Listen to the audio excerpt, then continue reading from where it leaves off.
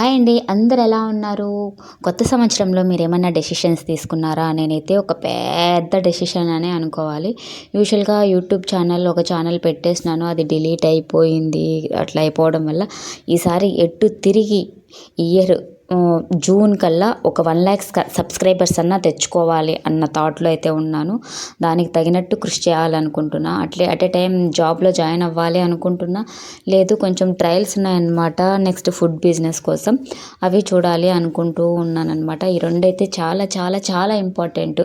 మెయిన్‌గా ఆడవాళ్ళకి చెప్పేది ఏందంటే పెళ్ళి, పిల్లలు ఇదే జీవితం కాదు. ఆ జీవితంలో ఒక చిన్న భాగమే. మనం ఎలా పుట్టినాము, ఎలా పెరిగినాము, ఎలా కాలేజ్‌కి పోయినామో, చదువుకున్నాం, పెళ్ళి ఇదంతా జీవితంలో ఒక భాగం.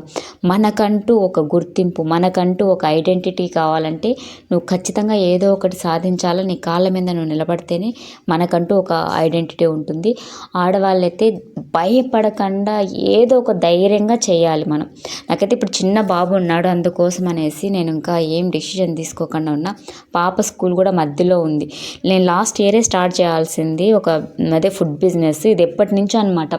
నేను బేసిక్గా మా పాపకైతే బయట ఫుడ్ ఏమీ కనిపెట్టలేదు. అప్ టు ఇప్పటి వరకు 2 ఇయర్స్ వరకు, mostly 2 years, 1.5 year to 2 years ఏమీ కనిపెట్టలేదు. అంటే ఓన్లీ ఇంటి ఫుడ్డే అనమాట. ఈవెన్ నాకైతే పాలు కూడా ఇచ్చేదాన్ని కాదు. నేను అలాంటి థాట్లో ఉన్నదాన్ని.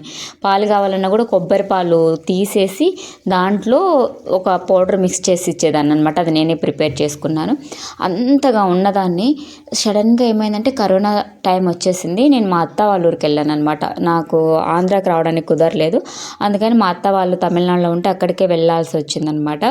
అలా వెళ్ళినప్పుడు ఏమైందంటే అక్కడ మా పాపని ఎంత ప్యాంపరింగ్ అంటే ఆ పిల్ల విషం కావాలన్నా కూడా తెచ్చిచ్చేస్తారు. తాగితే తాగిందిలేమో మన కాడ డబ్బులు ఉన్నాయి అనే రకం వాళ్ళు, మా ఇంట్లో వాళ్ళు. నేను ఈ 1.5 ఇయర్ ఆ పాపకి ఏమీ కనిపెట్టకుండా అంతగా పెంచుకున్నాను అనమాట. ఇంట్లోనే ఏం కావాలన్నా ఇంట్లోనే, బయటదైతే ఇవ్వం, మోస్ట్లీ ఇవ్వం, ఫ్రూట్స్ తప్ప. ఆ ఫ్రూట్స్ కూడా అయితే బయట మా తమ్ముడు తిట్టేవాడు, దాంట్లో కూడా కెమికల్స్ ఉంటాయి. అంత జాగ్రత్తగా పెంచాం. ఆ కరోనా టైం రాగానే ఏమైంది, మా అత్త వాళ్ళ ఇంటికి వెళ్ళామా. ఆ పాప ఏం చేసిందంటే, మా పాప ఒక రోజుకి 200 రూపాయలకి తింటుంది. ఆ పిల్లతో పాటు ఉన్న ఒక 10 మందికి మా అత్త ఇచ్చేది. అందరితో పాటు ఈ పిల్ల తినేది. 1.5 ఇయర్ బేబీకి డైలీ ఒక 5-6 లేసులు, డబ్బాలు ఐస్ క్రీమ్లు, ప్యాకెట్లు కురుకురేలు, ప్యాకెట్లు మాజాలు, ఇవన్నీ ఇచ్చింది.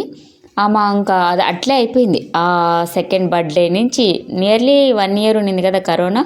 ఆ 1 ఇయర్ కరోనా ఫుడ్ మొత్తం ఇదే అనమాట. ఇంకా 3rd ఇయర్ వస్తుంది అన్నప్పుడు మా చెల్లి పెళ్ళి ఉందనేసి నేను ఆంధ్రాకి వచ్చాను. ఆంధ్రాకి వచ్చినాక పాపది 3rd బర్త్డే అయిపోయింది. ఇంకా అప్పటికే ఇక్కడే దగ్గు స్టార్ట్ అయింది. నేను అక్కడికి వచ్చేటప్పటికే లైట్గా దగ్గుతుంది. డాక్టర్ దగ్గరికి వెళ్తే ఏం కాదు అన్నాడు. ఇక్కడ ఒక డాక్టర్ కార్డు చూపించాను. నాకు తమిళనాడులో అప్పటి వరకు నేను ఏ రోజు మా పిల్లకి నేను హాస్పిటల్కి వెళ్ళింది లేదు. గవర్నమెంట్ వ్యాక్సిన్ మాత్రమే వేయించాను. ఫస్ట్లో ఇంకా ఆ వ్యాక్సిన్ ఏం వద్దులే అని చెప్పేసి, అందుకనేసి నేను హాస్పిటల్కి వెళ్ళిందే లేదు ఆ 1.5 ఇయర్ 2 ఇయర్స్. తర్వాత ఈ లేసులు కురుకురేలు తినేసి ఏమైపోయింది, పాపకి లోపల నెమోనియా వచ్చేసింది అనమాట. అది తెలియలేదు మాకు. ఇంకా 3rd బర్త్డే అయిపోయింది. పక్క రోజే ఊరికే బయటికి వెళ్ళారు మా చెల్లి, మా తమ్ముడు, ముగ్గురికి వెళ్ళేసి లైట్గా వాన పడతా వానలో తడుచుకొని వచ్చారు. ఇంకా అంతే, పిల్లకి ఫీవర్ అయితే రాలేదు, దగ్గు అట్లా దగ్గుతుంది. నేను ఆ కడపలో ఉంటాను. కడపలో కూడా ఆ కడప హాస్పిటల్ మంచి స్పెషాలిటీ అని చెప్పారు అప్పట్లో ఎవరు. అందుకని ఆ హాస్పిటల్కి వెళ్ళాము. నేను 4 రోజులు వెళ్ళాను. నేను పోయినప్పుడల్లా రోజు వెళ్ళేదాన్ని. ఎందుకంటే పిల్ల అంతగా దగ్గుతుంది, ఫీవర్ అయితే రావట్లేదు. సార్ బాగా దగ్గుతుంది సార్, నాకు టెన్షన్ వస్తుందన్నా కూడా ఆయన ఈవెన్ సెటస్కోప్ కూడా పెట్టి చూడాలి. ఆ డాక్టర్ అంత బిజీ డాక్టర్ అనమాట. ఆయన రియల్ ఎస్టేట్లో పెట్టి చూడకుండానే ఏం కాదమ్మా అన్నాడు.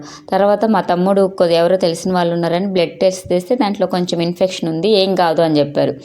సరేలే అన్నాం. పిల్ల అయితే ఏమీ అందినట్లేదు. ఇంకా మా వల్ల అసలు. సరేలే అని చెప్పేసి ఇంకా అయిపోయింది.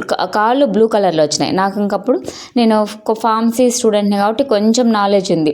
లోపల ఈమెకి ఆక్సిజన్ లెవెల్స్ తక్కువైనాయని ఇంకా వెంటనే పరిగెత్తుకుంటా పోయినా. మా తమ్ముడు తిడుతున్నాడు, ఏం కాదు ఇంట్లో ఉండని పెద్దోడు. మా నాన్న లేదు నేను వెళ్తాను అంటే నేను, మా నాన్న, మా తమ్ముడు, మా చిన్నోడు వెళ్ళిపోయామన్నమాట. వెళ్ళి చూపిస్తే పాపకి ఆక్సిజన్ లెవెల్స్ తక్కువగా ఉన్నాయి. హాస్పిటల్ అడ్మిట్ చేయండి అని చెప్పేసి ఇంక అంతే అడ్మిట్ చేసాము. చాలా సీరియస్ అయింది అసలు. డాక్టర్ ఇంక మీ పిల్ల లేనే లేదు అన్నారు. దీని అంతటికీ కారణం ఏంటంటే మా పిల్ల ఫుడ్ హ్యాబిట్స్ అనమాట. నేను 1.5 year 2 years ఏమే కానీ బయట ఫుడ్ పెట్టకుండా పెంచిన దాన్ని మా అత్త వాళ్ళ ఇంటికి వెళ్ళిన తర్వాత క్వైట్ ఆపోజిట్ అయింది. ఆమె అన్నం తప్ప ఫ్రూట్స్ తప్ప లేస్లు కురుకురేలు ఇలా తిని తిని తిని తిని నెమోనియా లాగా అయిపోయింది. అసలు చాలా వీక్ అయిపోయింది పాప. ఆ గ్రీన్ లేస్ ఉంటుంది చూడండి, ఆ గ్రీన్ లేస్ దయచేసి మీ పిల్లలకి ఇవ్వద్దండి. ఇచ్చినారంటే అంతే. ఇంకా డాక్టర్ లేదని చెప్పేశాడు. మోస్ట్లీ 48 hours తర్వాత చెప్పగలుగుతాము, లేదు అన్నట్లే ఉండండి, మోస్ట్లీ మా సాయశక్తులు మేము చేస్తామని. ఇంకా పాపకి ఇంకేం చేయలేము, ఎందుకంటే నాకు అంతా అయిపోయింది. ఒక సిచ్యువేషన్లో నేను మా వాళ్ళతో మాట్లాడకుండా ఉన్నప్పుడు ఆమె నాకు మా అమ్మలాగా అయిపోయింది అంతా. ఇంకా ఇద్దరం కలిసి స్నానం చేసేవాళ్ళం, కలిసి పడుకునే వాళ్ళం, ఇద్దరం కలిసి తినేవాళ్ళం, అంతగా అనమాట. ఇంకా ప్రాణం, ఒకే ప్రాణం 2 శరీరాలు అన్నట్లు నిన్నాము. ఇంకా నా వల్ల కాలం ఆమె కానీ ఏమన్నా అంటే ఇంక నేను చచ్చిండేదాన్నేమో. తర్వాత తిరుపతి అంకురాలో ఒక డబ్బులు పోతే పోయింది, మొత్తానికైతే ఇంటికి పంపించారు. ఇలాంటి సిచ్యువేషన్ మీ పిల్లలకి రాకూడదంటే దయచేసి బయట ఫుడ్ అయితే ఇవ్వద్దండి. ఆ లేసులు అయితే సచ్చినా ఇవ్వద్దు. నేను చెప్పేదైతే ఇది, ఆ గ్రీన్ లేసులు. అందుకోసం అని చెప్పేసి కొన్ని ఫుడ్లు నా దగ్గర ప్లాన్ ఉంది, అది స్టార్ట్ చేయాలని, ఫుడ్ బిజినెస్ అనమాట. దానికోసం అనేసి ఇలాంటివి మెయిన్గా పిల్లల కోసం అనమాట. పిల్లలు బయట తినకూడదు అనేసి మీరు కూడా మీ పిల్లలకైతే బయట ఏమే కానీ ఇవ్వద్దండి. కొంచెం న్యాచురల్గానే ఇంట్లో ఏదన్నా తయారు చేసి, బరువైనా పర్వాలేదు, కొంచెం టైం అయినా కూడా పర్వాలేదు, పిల్లలకి కొంచెం ఇంట్లో ఫుడ్డే పెట్టండి. ఒకసారి చూడండి, హీరోలు హీరోయిన్లు వాళ్ళేం లేసులు కురుకురేలు వాళ్ళ పిల్లలకి, ఎవరి పిల్లలు అసలు చేతుల్లోనే చూసిండ్రు. మన పిల్లలు మాత్రమే, మన మిడిల్ క్లాస్ వాళ్ళం, below middle, upper middle, lower, వీళ్ళు మాత్రమే ఇలాంటి తిండ్లన్నీ. పెద్ద పెద్ద ఆర్టిస్ట్ వాళ్ళ పిల్లలు ఎవ్వరు ఎప్పుడన్నా బిస్కెట్లు కురుకురేలు తినగా మీరు చూసిండ్రా? వాళ్ళు తినరు. ఎందుకంటే వాళ్ళకి తెలుసు దాని గురించి. Okay, thank you. Have a great wonderful day.